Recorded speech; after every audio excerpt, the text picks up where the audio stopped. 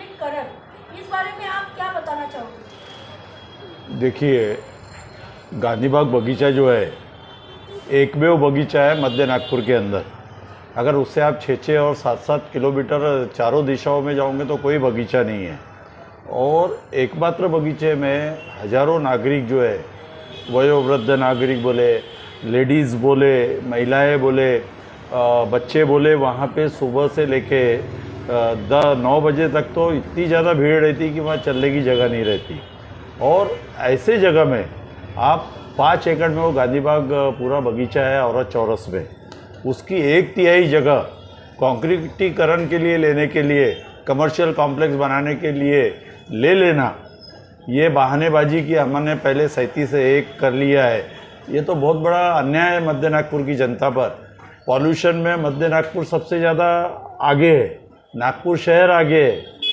तो इतनी बेइंसाफी जो है नागपुर शहर के, मध्य नागपुर के नागरिकों के साथ करना महानगर पालिका के अधिकारियों ने बहुत गलत बात है।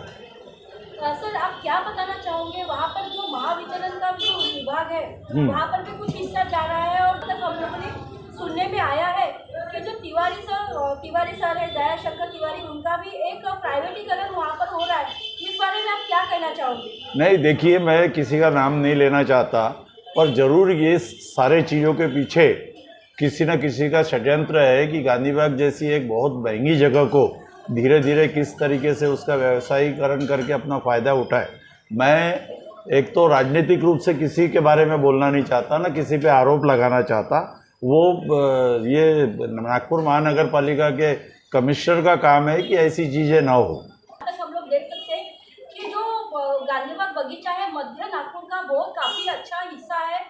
सवेरे सवेरे वहाँ पर लोग वॉकिंग करने के लिए आते हैं, जॉगिंग करने के लिए आते हैं, बूढ़े लोग आते हैं और एक्सरसाइज का भी काफ़ी सामान वहाँ पर है। हाँ। फिर भी ऐसे समय में वहाँ पर कंक्रीट का काम करना और वहाँ पर प्रदूषण लाना, हर एक इसमें प्रदूषण लाना, इस बारे में आप क्या कहना चाहोगे कि कहाँ तक है आपको दिख रहा है कि ये गलत है करके? ये तो बहुत गलत काम हो रहा है। सही देखे जाए तो वहाँ पे मेंटेनेंस अच्छी तरीके से होना चाहिए। लाखों रुपए, करोड़ों रुपए जो है, ये जो खासदार है, जो एमएलसी रहते हैं, जो राज्यसभा के सांसद रहते हैं, उनसे लाखों करोड़ रुपए वहाँ पे आए और विकास के नाम पे सिर्फ कंक्रीटीकरण किया गया। जो गेम्स के जो अपने के ओपन जिम है वो भी गैर खराब हालत में, उसे कुछ नहीं किया गया।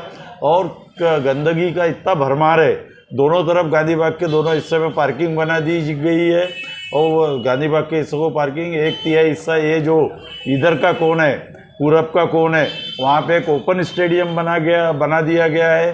एक फव्वारों के नाम से, म्यूजिकल फव्वारे के नाम से करोड़ों रुपए वहाँ पे खर्च कर दिए गए, वो भी नहीं बनाया गया है। इस तरह से अब जो नई योजना लाई है 14 मंजिली जो है कमर्शियल कॉम्प्लेक्स की, इसका मतलब है 1/3 ज़मीन गांधीबाग की, ये जो शुरुआती में इधर उधर गई है वो छोड़ के 1/3 ज़मीन जो है वो और उसके गांधीबाग से हिस्से से दूर करके कमर्शियल कॉम्प्लेक्स बनाने की योजनाएं चल रही है। सर, आप पार्किंग का, जैसे अभी हम लोग आपने बताया, पार्किंग के विषय में हम लोग चलते हैं, जहाँ पर देख सकते हैं कि गांधीबाग में काफ़ी लोग यहाँ पर शॉपिंग करने के लिए आते हैं, क्योंकि गांधीबाग एरिया एक मार्केट एरिया है।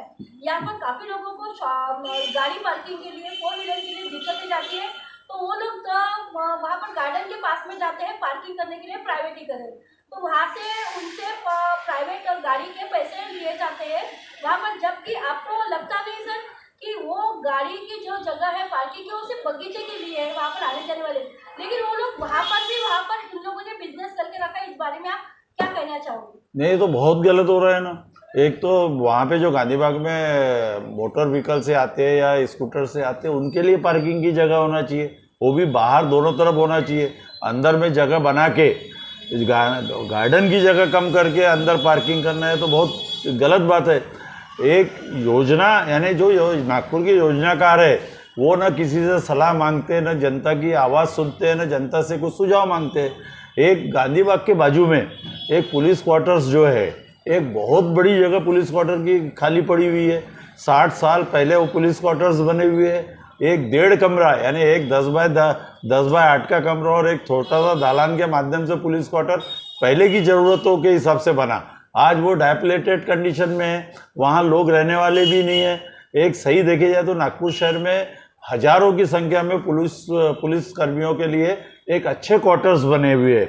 अगर नागपुर महानगर पालिका को सही में अगर पार्किंग की समस्या ख़त्म करना है और जो बेचारे गरीब लोग हैं पूरे मध्य नागपुर के अंदर बड़े बड़े व्यापारिक क्षेत्र में छोटे छोटे ठेले लेकर अपना धंधा कर रहे हैं, रोजी रोटी कर रहे हैं, ई रिक्शा वाले वहाँ पे ये सड़कों पे खड़े हैं, ट्रैफिक की जाम की स्थिति पैदा होती। अगर पुलिस क्वार्टर के अंदर अगर पालिका मार्केट जैसा दिल्ली में है, कलकत्ता में जो छोटे छोटे ठेलों के लिए जगह है, ऐसे अगर 2-3 मंजिले जो है ग्राउंड बेसमेंट में, ग्राउंड फ्लोर पे, अपर ग्राउंड फ्लोर पे अगर पार्किंग की व्यवस्था की गई और ऊपर छोटे काम धंधे वालों को जो ठेले वाले जो चीज़ें बेचते हैं, फूड पार्क है गांधी बाग में बाजू में, अगर ऐसे लोगों को जगह दी गई, फिर ऊपर में आप करिए ना एक रिवॉल्विंग रेस्टोरेंट बनाइए, चारों कोंटे में 4 बिल्डिंग बना के वहाँ पे कमर्शियल बनाइए छोटी छोटी जगह। आप ये चीज़ें छोड़ के एक गांधी बाग बगीचे को यानी किसके एवज में एक जो प्राणवायु देता है बगीचा, जो हरियाली मिलती है, उसमें आप ये समस्या का समाधान खोज रहे हैं पार्किंग का, ये कितनी गलत बात है। आप करिए ना, आपको अगर सही में योजनाकार है, नागपुर शहर में आपको विकास करना है, नागपुर को स्मार्ट सिटी बनाना तो है ना जगह, आप वहाँ योजना बनाइए, लोगों से सुझाव मांगिए, परिसर के लोगों से सुझाव मांगिए। यहाँ पर आज के युग में नागपुर में या हर जगह पर प्रदूषण ज़्यादा फैला हुआ है। हाँ। लेकिन हर लोग चाहते हैं कि सवेरे सवेरे गार्डन में आए, बगीचे में आए, वहाँ पर हरियाली देखकर वहाँ पर शुद्ध हवा ऑक्सीजन मिले। लेकिन वहाँ पर आने के बाद भी जब सिर्फ शुद्ध हवा और ऑक्सीजन नहीं मिलता, वहाँ पर सिर्फ प्रदूषण मिलता है। इस बारे में इसको आप किस तरह से देखते हैं? देखिए, ये प्रदूषण का तो सबसे बड़ा सवाल हमारे सामने खड़ा हुआ है और उसको सुलझाने के बदले उसको और बढ़ाने की बातें की जा रही है। मुझे बताइए, अगर 14 मंजिली बिल्डिंग 180 फुट ऊंची अगर बिल्डिंग बन जाएंगी तो हवा का जो बहाव है वो वहाँ पे रुक जाएगा। मुझे बताइए, अगर पार्किंग की वहाँ पे बेसमेंट में 3 मंजिला पार्किंग दिया जाएगा तो बेसमेंट में जो स्कूटर्स आएंगी, सामने जाम की हालत पैदा हो जाएगी दोनों तरफ, सेंट्रल एवेन्यू रोड में और इस बाजू जो छोटा रोड है उधर, और वहाँ से अगर गाड़ियाँ जाम में निकलेंगी या आएंगी तो कितना प्रदूषण फैलेगा, कितना कार्बन मोनोऑक्साइड आएंगी। तो उसके बदले वहाँ को और सुधार के अगर आपको विकास सही में करना है तो एक ओपन बच्चों का स्पोर्ट्स कॉम्प्लेक्स वहाँ बना दीजिए, जिसमें बैडमिंटन, टेबल टेनिस, छोटा स्विमिंग पूल, जो स्विमिंग पूल पहले से था नागपुर शहर में शांत थी, वो छोटा स्विमिंग पूल, स्केटिंग रिंग, ऐसे कई बच्चों के खेलने के वहाँ पे साधन बगैर मल्टी स्टोरी बनाने के बदले ओपन स्पोर्ट्स कॉम्प्लेक्स वहाँ बना सकते हैं। पर आपकी महानगर पालिका की नियत होना चाहिए एक अच्छी तरीके से काम करने की, न कि ये नियत होना चाहिए। अभी उस दिन हमारा डेपुटेशन कमिश्नर का साहब से मिला तो कमिश्नर हमसे कहता है कि भाई नागपुर के सुधार के लिए, नागपुर के विकास के लिए हम पैसा कहाँ से लाएंगे, इसलिए हम ये ज़मीन बेच रहे हैं। और ज़मीन में उन्होंने नाम दिया हुआ है design, build, operate and sell. तो वो क्या गांधी बाग की बगीचे यानी लोगों की जान से खिलवाड़ करके पैसा कमाना चाहते हैं? ये सवाल यक्ष प्रश्न नागपुर की जनता के सामने खड़ा हुआ है। हमने इसके लिए नागपुर शहर के 5 आमदारों से बात की।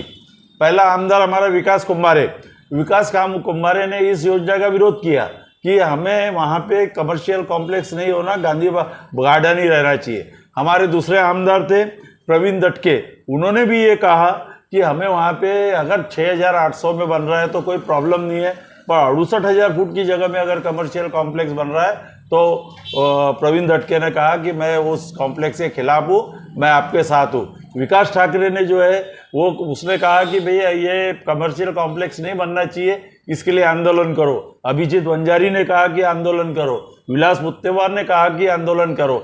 हम जल्दी यहाँ के खासदार नितिन गडकरी जी से मिलने वाले हैं और नितिन गडकरी जी से याद दिलाने वाले हैं कि आपने अनेक बार ये संदेश दिया नागपुर शहर को कि नागपुर शहर में खेल के मैदान होना चाहिए, खिलाड़ी यहाँ बनना चाहिए, खेल के मैदानों पे अतिक्रमण नहीं होना चाहिए, बगीचों की यहाँ भरमार होना चाहिए, बगीचों में सुधार होना चाहिए। और आपके नाक के नीचे कौन षड्यंत्र कर रहा है कि ये गांधी बाग बगीचे की जमीन को 1/3 जमीन को खत्म करने की बातें कर रहा है। तो नितिन जी से हम मिलके इसके बारे में सवाल करने वाले।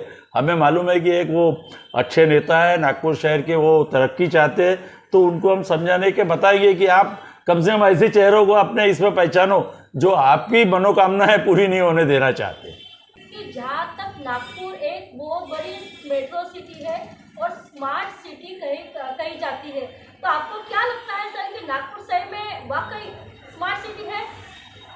नहीं, मुझे नहीं लगता है। स्मार्ट सिटी के नाम पे अगर कॉन्क्रीटीकरण हो रहा है तो बहुत गलत बात है। स्मार्ट सिटी के नाम पे जो नागरिकों की सुविधाएं होना चाहिए, बुजुर्गों की सुविधाएं होना चाहिए, महिलाओं की सुविधा होना चाहिए, टॉयलेट्स बनना चाहिए, पार्किंग की जगह होना चाहिए, जो हजारों छोटे छोटे ठेले वाले अपनी रोजी रोटी कमाने के लिए, इनके लिए सुव्यवस्थित जगह होना चाहिए।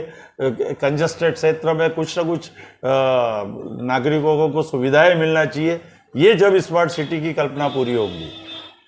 सर जैसे वहाँ पर बगीचे में हर कोई लोग जाते हैं, वहाँ पर बूढ़े लोग जाते हैं, बुजुर्ग लोग जाते हैं और छोटे बच्चे भी जाते हैं और अच्छे अच्छे लोग जाते हैं वहाँ पर योगा करने के लिए, एक्सरसाइज करने के लिए कि वो तंदुरुस्त रहे करके। सर उन लोगों के लिए आप क्या मैसेज देना चाहोगे? उन लोगों के लिए मैं मैसेज देना चाहता हूँ कि देखिए, ये गांधी बाग में आप योगा करते हो, प्राणवायु लेने चाहते हो या ये एक्सरसाइज करने जाते हो, तो एक तरह की वो हमारी माता होगी।